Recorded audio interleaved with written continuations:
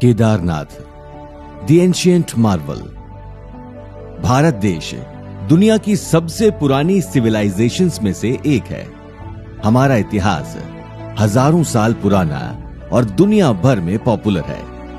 यूं ही नहीं, हर साल हजारों टूरिस्ट दूर दूर से हमारी रिच हेरिटेज को देखने पहुंचते हैं। हमारे कल्चर में मंदिरों का बहुत महत्व है। हमारे प्राचीन मंदिर एक्सीलेंट आर्किटेक्चर और कारीगरी का एग्जाम्पल हैं। कई मंदिर तो ऐसे हैं जो अपने आप में किसी रहस्य से कम नहीं है। आज हम आपको एक ऐसे ही प्राचीन और रहस्यमय मंदिर की कहानी सुनाने जा रहे हैं। हम बात करेंगे उत्तराखंड के केदारनाथ मंदिर की। यह मंदिर एक ऐसा अनोखा मंदिर है जिसे किसने बनाया, इसके एग्जैक्ट प्रूफ तो मौजूद नहीं है, लेकिन मंदिर के निर्माण को लेकर हमारे एंशिएंट पुराणों में कई कहानियां मशहूर हैं। कोई कहता है कि इस मंदिर को महाभारत काल में पांडवों ने पाप से मुक्त होने के लिए बनाया, तो कोई कहता है कि इसे आदि शंकराचार्य ने 8वीं सदी में बनाया। इन सभी कहानियों के बीच एक बात तो तय है कि यह मंदिर कई सारे सीक्रेट से भरा हुआ है, जिसके बारे में जानना एक कमाल का एक्सपीरियंस है।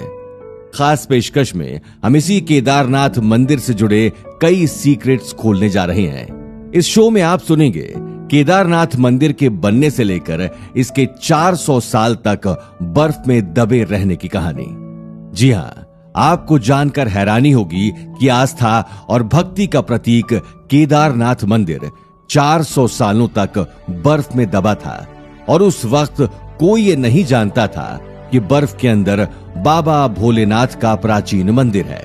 सिर्फ यही नहीं, आगे आने वाले एपिसोड्स में आप केदारनाथ के उन पुजारियों के बारे में भी जानेंगे जिनके बारे में एक समय ऐसी मान्यता थी कि उनके पास सुपरनैचुरल पावर्स हुआ करती थी।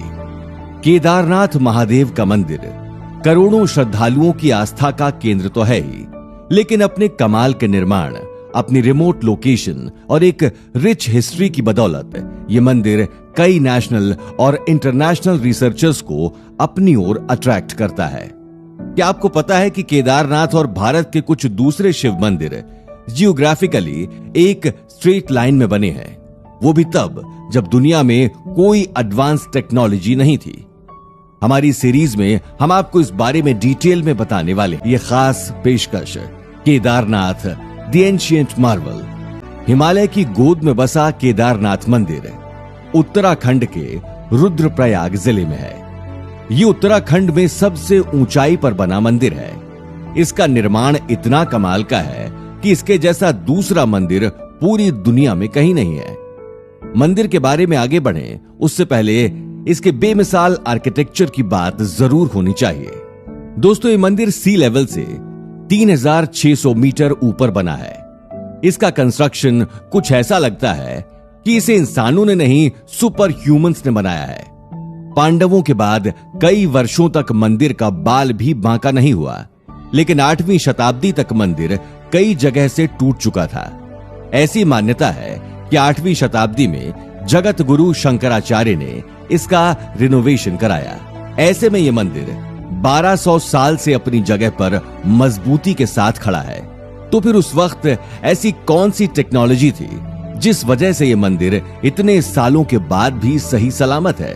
इस जानकारी को सुनने के पहले आपको बता दें कि केदारनाथ मंदिर 6 फीट ऊंचे प्लेटफॉर्म पर बना है।